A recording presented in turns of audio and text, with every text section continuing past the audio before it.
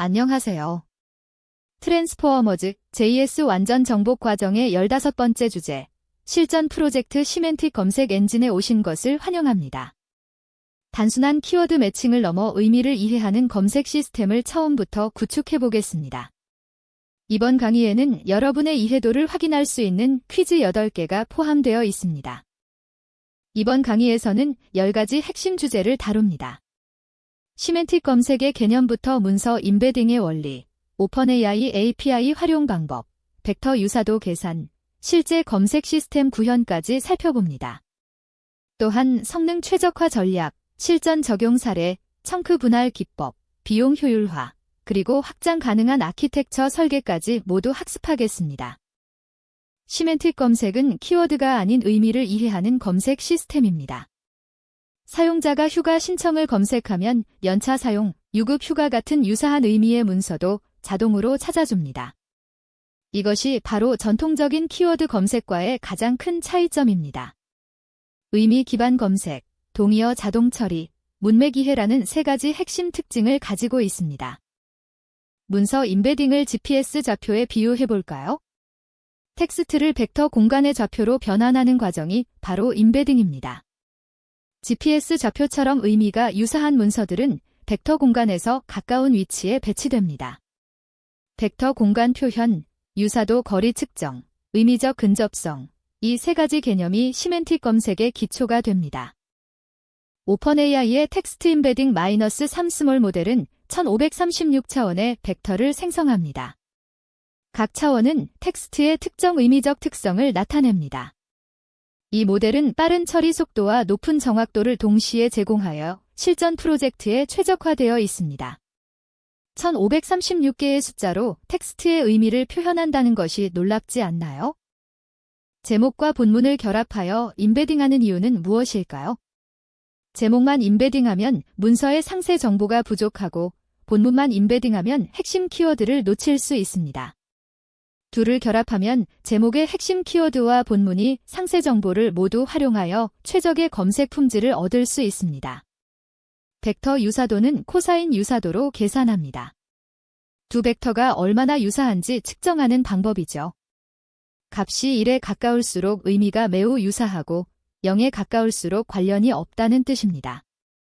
범위는 -1부터 1까지이며 실전에서는 보통 0.7 이상이면 유사한 문서로 판단합니다. 프라미스 5를 사용한 병렬 처리의 위력을 보셨나요? 여러 문서를 동시에 임베딩할 수 있어 처리 속도가 획기적으로 향상됩니다. 100개 문서를 순차 처리하면 100초가 걸리지만 병렬 처리하면 단 2에서 3초면 완료됩니다. 속도가 무려 50배나 빨라지는 것이죠. 효율적인 리소스 활용이 핵심입니다. 하지만 병렬 처리에도 주의할 점이 있습니다. 대부분의 API는 분당 요청 횟수 제한, 즉 레이트 리미트이 있습니다. 배치 크기를 조절하거나 요청 간 딜레이를 추가하여 429 에러를 방지해야 합니다. 한 번에 너무 많은 요청을 보내면 API 서버가 거부하게 됩니다. 임베딩 결과는 반드시 캐싱해야 합니다. 문서의 임베딩은 변하지 않으므로 최초 한 번만 생성하여 데이터베이스에 저장합니다. 매 검색마다 문서를 재임베딩하는 것은 비용과 시간을 낭비하는 것입니다. 검색 시에는 저장된 임베딩을 재사용하면 됩니다. 검색어 임베딩은 실시간으로 처리합니다. 사용자가 검색어를 입력하면 즉시 임베딩하여 벡터로 변환합니다. 이 벡터를 저장된 문서, 벡터들과 비교하여 가장 유사한 문서를 찾습니다. 유사도 순으로 정렬하여 사용자에게 가장 관련성 높은 결과를 먼저 보여줍니다. 전자상거래에 적용한 실제 사례를 보겠습니다. 가벼운 여름 외투를 검색하면 린넨 재킷을 찾아줍니다. 단어는 완전히 다르지만 의미가 유사하기 때문에 벡터 공간에서 가까운 위치에 있습니다. 이를 통해 구매 전환율을 크게 향상시킬 수 있습니다. 긴 문서를 처리할 때는 청크 분할 전략이 필요합니다. 8,000자 제한을 초과하는 문서는 앞부분만 임베딩되어 정보가 손실될 수 있습니다. 문서를 청크로 나누어 각각 임베딩하면 전체 내용을 모두 반영할 수 있습니다. 토큰 제한 대응과 전체 내용 반영이 핵심입니다. 청크 오버랩 기법도 중요합니다. 청크 간 문맥이 끊기지 않도록 100에 200자 정도 겹치게 자릅니다. 이렇게 하면 문장이 중간에서 잘리는 문제를 방지할 수 있습니다. 문맥 연결성을 유지하여 검색 품질을 향상시킵니다. 중복 결과 처리 전략도 필요합니다. 같은 문서의 여러 청크가 검색 결과에 나타날 수 있기 때문입니다. 최고 점수를 가진 청크만 표시하거나 문서 단위로 그룹핑하는 방법을 사용합니다. 사용자 경험을 위해 중복을 최소화해야 합니다. 메모리와 속도 간의 트레이드오프를 고려해야 합니다. 모든 임베딩을 메모리에 올리면 빠르지만 메모리가 부족할 수 있습니다. 데이터베이스에 저장하면 메모리는 절약되지만 조회 속도가 느려집니다. 상황에 따라 하이브리드 전략을 사용하는 것이 현명합니다. 대규모 서비스에는 벡터 데이터베이스를 활용하세요. 파인콘, 위비어트 같은 전문 벡터 DB를 사용하면 수백만 개의 임베딩을 효율적으로 저장하고 검색할 수 있습니다. 빠른 유사도 검색과 대용량 처리가 가능합니다. 비용 최적화도 잊지 마세요. 임베딩 API는 토큰 기반으로 과금됩니다. 중복 제거, 결과 캐싱, 적절한 청크 크기 조절로 비용을 크게 줄일 수 있습니다. 특히 캐싱은 API 호출을 최소화하는 가장 효과적인 방법입니다. 확장 가능한 아키텍처를 설계하세요. 초기에는 간단한 구조로 시작하고 트래픽이 증가하면 캐시 레이어, 로드 밸런서, 벡터 DB를 단계적으로 추가합니다. 수평적 스케일링이 가능하도록 설계하는 것이 중요합니다. 첫 번째 코드 예제를 보겠습니다. 문서 임베딩 함수입니다. 제목과 본문을 결합한 후 프라미스, 올로 병렬 처리합니다. 텍스트 임베딩 -3 스몰 모델을 사용하며 8000자 제한으로 토큰 초과를 방지합니다. 리스판스, 데이터 정 임베딩으로 1536차원 벡터를 받아옵니다. 각 문서의 아이디와 임베딩을 객체로 반환하여 나중에 검색할 때 사용합니다. 두 번째 코드는 검색 함수입니다. 먼저 검색어를 임베딩하여 퀴리 임베딩 벡터를 생성합니다. 그 다음 저장된 모든 문서, 임베딩과 코사인 유사도를 계산합니다.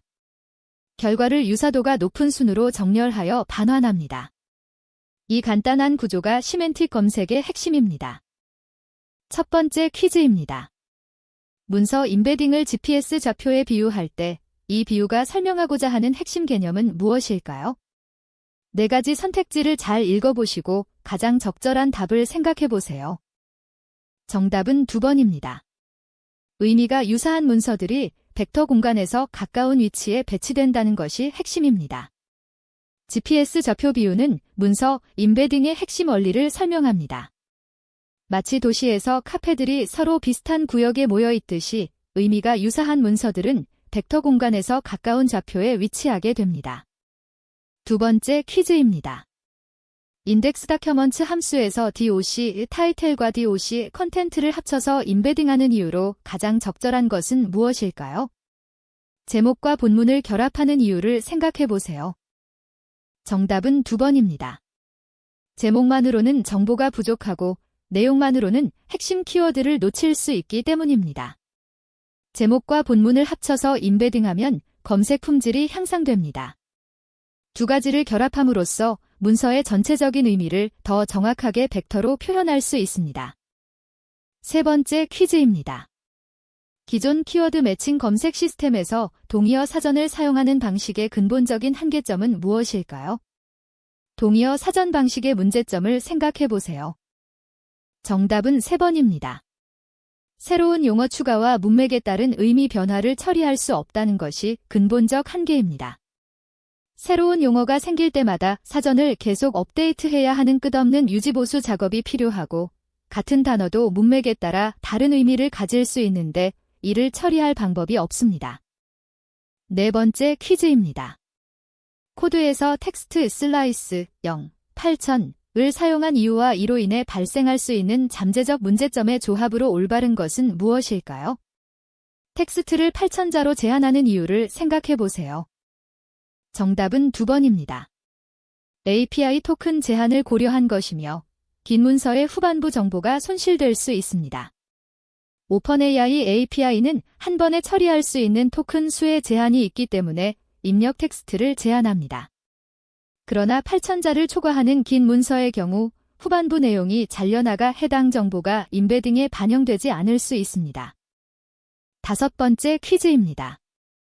프라미스, 오를 사용한 병렬 임베딩 처리 방식의 장점과 실제 운영 환경에서 고려해야 할 사항을 올바르게 짝지은 것은 무엇일까요? 병렬 처리의 장단점을 생각해 보세요. 정답은 2번입니다. 장점은 처리 속도 향상이고 고려사항은 API 요청 제한, 즉 레이트 리미트 초과 가능성입니다. 프라미스, 오를 사용하면 100개의 문서가 있을 때 100개의 API 호출이 동시에 이루어지므로 순차 처리보다 훨씬 빠릅니다. 그러나 실제 운영 환경에서는 동시에 너무 많은 요청을 보내면 429 에러가 발생할 수 있습니다. 6번째 퀴즈입니다. 초보 개발자가 흔히 하는 실수로 임베딩 API를 매 검색마다 호출하는 것이 문제가 되는 이유는 무엇일까요? 임베딩 캐싱의 중요성을 생각해 보세요. 정답은 2번입니다. 문서 임베딩은 변하지 않으므로 중복 API 호출로 비용과 시간이 낭비되기 때문입니다. 문서의 내용은 변하지 않으므로 문서 임베딩도 변하지 않습니다. 따라서 문서는 최초 한 번만 임베딩하여 데이터베이스에 저장해두고 검색 시에는 검색어만 임베딩하면 됩니다. 7번째 퀴즈입니다. 전자상거래 사이트에서 가벼운 여름 외투를 검색했을 때 시멘틱 검색이 린넨 재킷을 찾을 수 있는 원리를 가장 정확하게 설명한 것은 무엇일까요? 벡터 유사도의 원리를 생각해 보세요. 정답은 2번입니다. 두 표현이 벡터 공간에서 유사한 좌표에 위치하여 거리 계산 시 가깝게 나오기 때문입니다. 가벼운 여름 외투와 린넨 재킷은 단어는 다르지만 의미적으로 유사하기 때문에 각각의 텍스트가 임베딩되었을 때 벡터 공간에서 가까운 좌표에 위치하게 됩니다. 마지막 퀴즈입니다. 긴 문서를 청크로 나누어 각각 임베딩하는 것이 효과적인 이유와 이 방식을 구현할 때 고려해야 할 설계 사항을 올바르게 분석한 것은 무엇일까요? 청크 분할 전략을 생각해 보세요. 정답은 2번입니다. 토큰 제한 해결과 세부 검색이 가능해지며 청크 간 문맥 연결과 중복 처리 전략이 필요합니다. 긴 문서를 청크로 나누면 API 토큰 제한 문제를 해결할 수 있고 문서의 특정 부분에 대한 세부적인 검색이 가능해집니다. 그러나 청크 간의 문맥이 단절되지 않도록 오버랩을 고려해야 하고 중복 결과를 처리하는 전략이 필요합니다. 실전 프로젝트 시멘틱 검색 엔진 강의를 마칩니다. 의미 기반 검색 시스템의 원리부터 실제 구현, 최적화 전략까지 모두 학습했습니다. 이제 여러분도 실전에서 바로 쓸 수 있는 시멘틱 검색 엔진을 만들 수 있습니다. 다음 강의에서 뵙겠습니다. 감사합니다.